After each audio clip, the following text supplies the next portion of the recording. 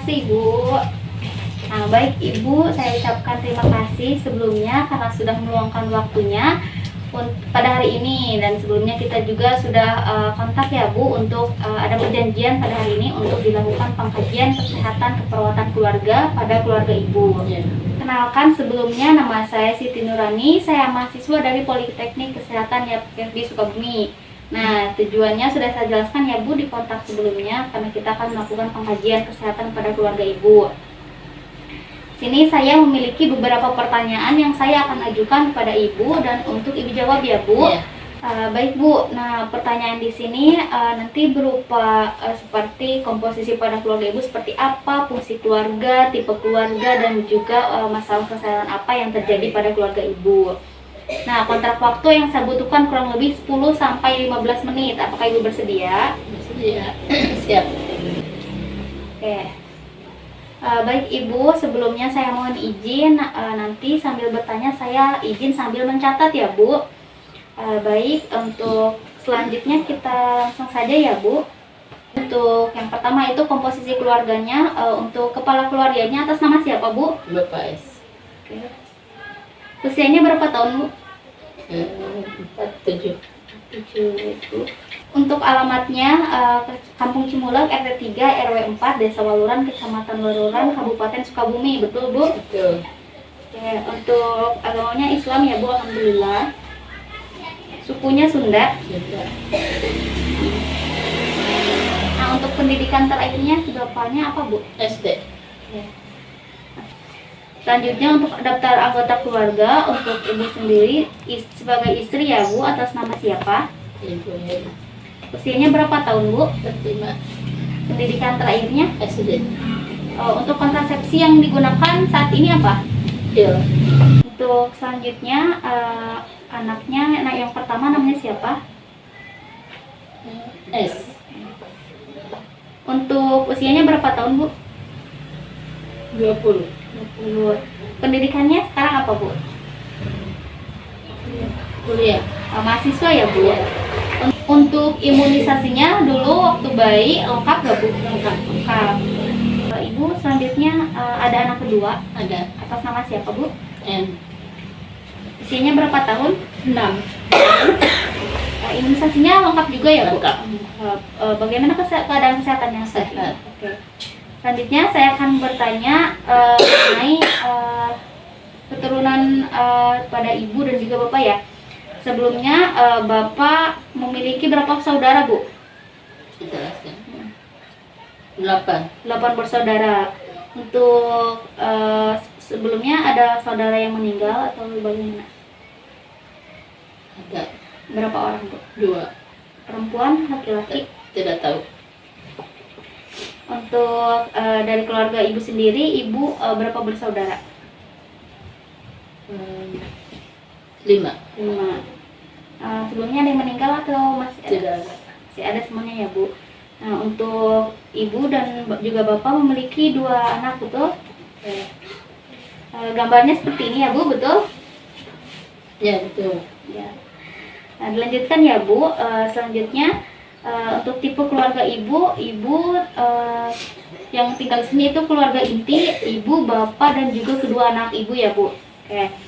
Untuk selanjutnya suku bangsanya Sunda ya Bu di sini ya. Oke. Untuk Ibu asli orang sini atau Ibu merantau? Orang sini. Kalau bapaknya Sama. sama orang sini. Oke. Untuk selanjutnya apabila ada kegiatan-kegiatan nih keagamaan, misalnya ada acara apa gitu di masjid, Ibu suka ikut, misalkan sholat atau sholat Id, Jumat, ikut. Untuk ininya kalau keluarganya Bapak ya Bu ya di sini. Ya. Untuk bahasa yang digunakan biasanya di rumah menggunakan bahasa apa Bu? Sunda. Sunda. Oke. Untuk selanjutnya nih, apabila ada keluarga Ibu, misalkan si adiknya atau ibunya atau bapaknya ketika lagi sakit, biasanya berobat kemana Bu? Puskesmas, dokter, atau perawat, atau bidan? Puskesmas atau ke dokter. Oke, puskesmas sama dokter ya Bu. Untuk agama yang dianut di sini, alhamdulillah semuanya Islam ya Bu. Iya. Tidak ada yang berbeda keyakinan enggak ya Bu? Satu Enggak. agama semua, alhamdulillah ya Bu. Eh, tapi ibu dan bapak dan juga keluarga aktif mengikuti kegiatan di masyarakat tentang keagamaan. Ya. Oke. Selanjutnya ke pengkajian mengenai status ekonomi keluarga ibu ya Bu. Yang pertama mohon izin sebelumnya, biasanya penghasilan per bulannya dari keluarga ibu berapa ya? Sekitar 3 juta. 3 juta kurang lebih ya Bu ya. Oke. Apakah dari hasil segitu keluarga tercukupi semuanya? Alhamdulillah. Alhamdulillah. Cukupi. Ibu dan keluarga memiliki tabungan atau tidak untuk masa depan anaknya misalnya? Ada sedikit-sedikit. Oke, baik ya Bu. Bagaimana nih Bu aktivitas rekreasi keluarganya? Misalkan seminggu sekali, sebulan sekali, atau 1 tahun sekali? 1 tahun sekali. 1 tahun sekali ya Bu. Oke. Keluarga sibuk ya Bu. Sibuk kami. Untuk selanjutnya nih, riwayat dan tahap perkembangan keluarganya nih. Untuk tahap perkembangan keluarganya ya Bu, untuk anak yang pertama itu mahasiswa, yang kedua itu sekolah PAUD ya Bu ya. Oke, dan juga bapak berusia 46 dan ibunya berusia 45. Selanjutnya nih, apakah pada saat ini ada kebutuhan anak yang belum tercukupi atau bagaimana Bu? Tercukupi alhamdulillah. Tercukupi ya Bu, alhamdulillah. Untuk selanjutnya nih saya akan mengkaji riwayat kesehatan keluarga ibu ya, keluarga inti ya. Nah yang pertama, ada gak riwayat kesehatan dahulu? Misalnya ibu dulu mempunyai penyakit mah sama sampai sekarang. Iya. Ya. Oke. Untuk keluarga yang lainnya, misalkan bapaknya ada riwayat penyakit ya? Sama mah juga ya. Untuk anak-anaknya, kedua anaknya sehat? Alhamdulillah ya Bu. Untuk misalkan kalau lagi sakit nih atau lagi ke puskesmas atau ke rumah sakit, yang digunakan BPJS atau umum? BPJS. Ya. Selanjutnya saya akan melakukan pengajian di lingkungan ibu ya. Tadi saya lihat dari depan bangunan rumah ini permanen ya Bu, alhamdulillah, dan juga nyaman juga. Nah, terdapat juga ventilasi di seluruh rumah ibu. Nah, untuk selanjutnya rumah ibu dan keluarga menggunakan sumur pribadi atau bagaimana? Sumur pribadi. Untuk selanjutnya, biasanya ibu membersihkan rumahnya berapa kali sih dalam sehari gitu ya? Ada 3, ada 4 kali dalam sehari. Selanjutnya nih, apabila ibu dan keluarga membuang sampah, apakah ada tempat sampah khusus atau bagaimana Bu? Ada tempat khusus dan nanti ada yang ambil mobil. Nah, biasanya berapa? Seminggu. Seminggu sekali ya Bu. Untuk selanjutnya nih Bu, bagaimana interaksi ibu dan kedekatan ibu dengan tetangga-tetangga yang ada di sini? Alhamdulillah baik. Sering berkumpul ya Bu? Biasanya berkumpulnya bagaimana Bu? 1 minggu sekali atau 1 hari sekali? Kadang 1 minggu sekali, kadang gimana ya itunya? Tergantung ya Bu, Tergantung. banyak kesibukan. Untuk sebelumnya ibu pindahan ke sini atau menetap di sini emang dari dulu? Menetap di sini. Oke. Selanjutnya nih, untuk kedekatan keluarga ibu nih, biasanya keluarga berkumpul biasanya berapa kali Bu? Setiap kapan gitu? Kadang seminggu sekali berkumpul sama keluarga, sama saudara. Oh, sama keluarga besar itu ya Bu ya. Kalau sama keluarga inti biasanya tiap malam berkumpul ya Bu? Tiap hari ya. Tiap hari berkumpul, semuanya ada di sini. Oke. Untuk pertemuan dengan keluarga besar itu biasanya 1 minggu sekali. Oke. Selanjutnya nih Bu, apabila penyakitnya atau mahnya kambuh, apa yang ibu dan keluarga lakukan? Langsung minum obat. Untuk selanjutnya saya akan mengkaji struktur keluarga ibu ya Bu. Pertama, untuk komunikasi dengan keluarga yaitu dengan menggunakan bahasa Sunda ya Bu, betul. Nah, apabila ada suatu masalah nih atau suatu yang tidak bisa dipecahkan oleh sendiri, biasanya dimusyawarahkan dengan keluarga atau hanya sendiri saja Bu? Dimusyawarahkan dengan keluarga. Untuk selanjutnya nih, apabila salah satu keluarga terdapat masalah, biasanya keluarga yang lain ikut perhatian atau hanya sendiri saja menghadapinya gitu Bu? Perhatian, ikut membantu. Caring ya Bu keluarganya. Baik, alhamdulillah Bu. Selanjutnya yaitu untuk struktur perannya ya Bu, Bapak sebagai kepala keluarga yaitu tugasnya mencari nafkah ya Bu setiap harinya ya. Untuk Ibu juga sebagai ibu rumah tangga, Ibu yang mengelola keuangan tersebut, betul. Oke. Untuk selanjutnya yaitu nilai atau norma keluarga Ibu ya Bu. Alhamdulillah ya untuk agama yang dimiliki yaitu Islam, semua mayoritasnya Islam juga ya Bu. Untuk ke anak-anaknya juga ya Bu, biasanya ada ngaji gitu ya Bu, belajar. Oke. Selanjutnya yaitu saya akan mengkaji fungsi keluarga Ibu. Yang pertama fungsi efektif ini nih, bagaimana keluarga Ibu harmonis gitu ya Bu, harmonis rukun ya Bu semuanya. Baik, alhamdulillah. Selanjutnya itu fungsi sosialisasinya ini, keluarga Ibu nih atau anaknya atau ibu atau bapaknya nih berperan aktif gak sih di masyarakat apabila ada kegiatan-kegiatan yang lain? Oke. Untuk selanjutnya yaitu fungsi perawatan kesehatannya. Untuk keluarga Ibu nih biasanya makan sehari berapa kali? 3 kali. 3 kali sehari, pagi, siang, dan juga malam ya Bu. Semuanya makannya bareng-bareng ya Bu. Baik, alhamdulillah. Baik, untuk fungsi reproduksinya keluarga Ibu atau Ibu sendiri menggunakan kontrasepsi pil ya Bu. Nah, untuk sebelumnya Ibu biasanya menggunakan kontrasepsi apa Bu sebelum pil? Suntikan. Suntik, oke. Untuk fungsi selanjutnya yaitu Ibu dan keluarga tidak merasa kekurangan ya Bu dari segi ekonominya. Semuanya merasa tercukupi ya Bu. Alhamdulillah. Untuk selanjutnya yaitu pemeriksaan fisik pada setiap anggota keluarga Ibu, pada Bapak S, Ibu, dan juga kedua anak Ibu. Nah, untuk keluhan yang Ibu rasakan pada saat ini mengenai penyakit Ibu yaitu apa yang Ibu rasakan saat ini? Suka sakit di perut dan melebar. Perutnya di bagian mana Bu? Sini. Atas. Ya. Untuk sakit yang Ibu rasakan rasanya seperti apa Bu? Tusuk-tusuk. Seperti ditusuk-tusuk. Untuk riwayat penyakit sebelumnya Ibu juga menderita penyakit mah ya Bu? Yeah. Terus selanjutnya saya akan memeriksa tanda-tanda vital pada Ibu.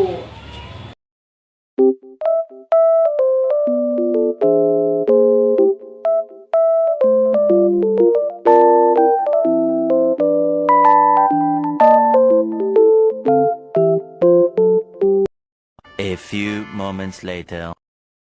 Baik Ibu, saya sudah melakukan pemeriksaan fisik pada seluruh keluarga Ibu. Nah, untuk selanjutnya saya akan mengkaji harapan pada keluarga Ibu. Nah, yang pertama harapan keluarga Ibu pada kesehatan nih bagaimana?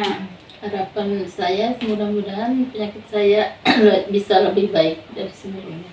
Dan juga bisa sembuh ya Bu. Untuk selanjutnya bagaimana nih harapan Ibu terhadap petugas kesehatan? Nah, semoga petugas kesehatan semua bisa membantu saya dalam pengobatan penyakit saya supaya saya bisa membaik dan sembuh. Amin ya Bu. Baik, mungkin pengkajian kali ini dicukupkan sekian.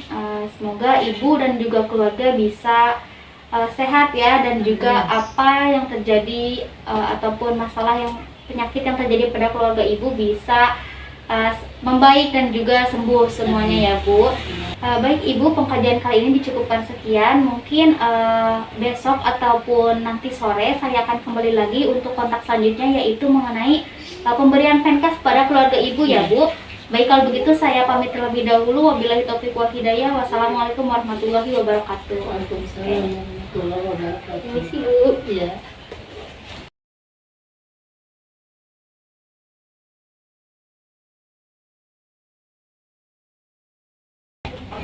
Baik, assalamualaikum warahmatullahi wabarakatuh. Waalaikumsalam warahmatullahi wabarakatuh. Sebelumnya Ibu sudah mengetahui ya Bu nama saya, dan sebelumnya juga kita sudah melakukan kontak sebelumnya yaitu pengkajian kesehatan keperawatan keluarga pada keluarga Ibu. Iya. Nah, dari hasil pengkajian tersebut didapatkan pada keluarga Ibu itu masalah pada penyakit mah, betul? Betul. Ya, nah di sini saya akan sedikit memberikan penjelasan atau penkes mengenai penyakit mah tersebut. Kontrak waktu yang saya butuhkan kurang lebih 10-15 menit. Apakah Ibu bersedia? Siap. Baik, sebelumnya ada yang ingin dipertanyakan terlebih dahulu atau tidak? Tidak. Oke, langsung saja ya Bu. Nah, sebelum saya jelaskan, Ibu sekarang menderita penyakit MAH nih. Nah, Ibu tahu gak sih penyakit MAH itu apa menurut pemahaman Ibu sendiri? Asam lambung. Betul ya, untuk penyakit MAH itu asam lambung atau juga bisa disebut dalam dunia medisnya yaitu gastritis. Yang mana gastritis tersebut adalah kondisi di mana terjadi peningkatan produksi asam lambung yang mengakibatkan iritasi pada lambung kita. Nah, gejala utama MAH atau gastritis tersebut adalah rasa nyeri atau pedih di ulu hati, terutama setelah makan, betul Bu? Betul. Nah, ulu hati itu sebelah mana Bu? Biasanya kalau ngerasain sakit di ulu hati itu sebelah mana menurut Ibu ulu hati? Apa ya? Ya betul, di situ ya Bu, ini posisi ulu hati. Ketika asam lambung sedang meningkat, kadang terasa nyeri di bagian sini. Namun jika rasa pedih terjadi sebelum makan ataupun saat lapar, hilang setelah makan. Hal tersebut biasanya disebabkan oleh reproduksi asam lambungnya yang berlebihan, namun belum mencapai tingkat gastritis tersebut. Selanjutnya nih, gejala atau tanda ketika asam lambung Ibu lagi kambuh itu bagaimana nih yang Ibu rasakan? Biasanya kepala pening, mual-mual. Iya ya. Di sini saya akan jelaskan gejala dan tanda pada penyakit MAH atau gastritis. Yang pertama, pedih atau nyeri pada bagian ulu hati, dan juga perut terasa kembung dan tidak nyaman, gitu ya. Dan juga terasa mual dan juga ingin muntah, nafsu makan juga berkurang. Nah, dan juga suka terasa pahit di mulut, betul Bu? Betul. Nah, selanjutnya kita harus mengenali penyebab dari penyakit MAH tersebut. Nah, biasanya Ibu ketika lambungnya kambuh, biasanya Ibu setelah makan apa? Asam atau pedas-pedas. Yang pedas-pedas.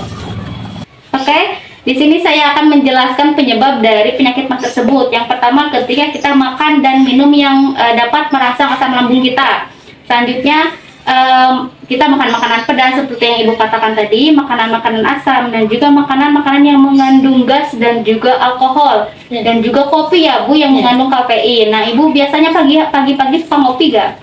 Kopi. Selanjutnya penyebabnya karena faktor stres dan juga kelelahan. Biasanya nih kalau Ibu lagi kelelahan, biasanya asam lambungnya kambuh gak?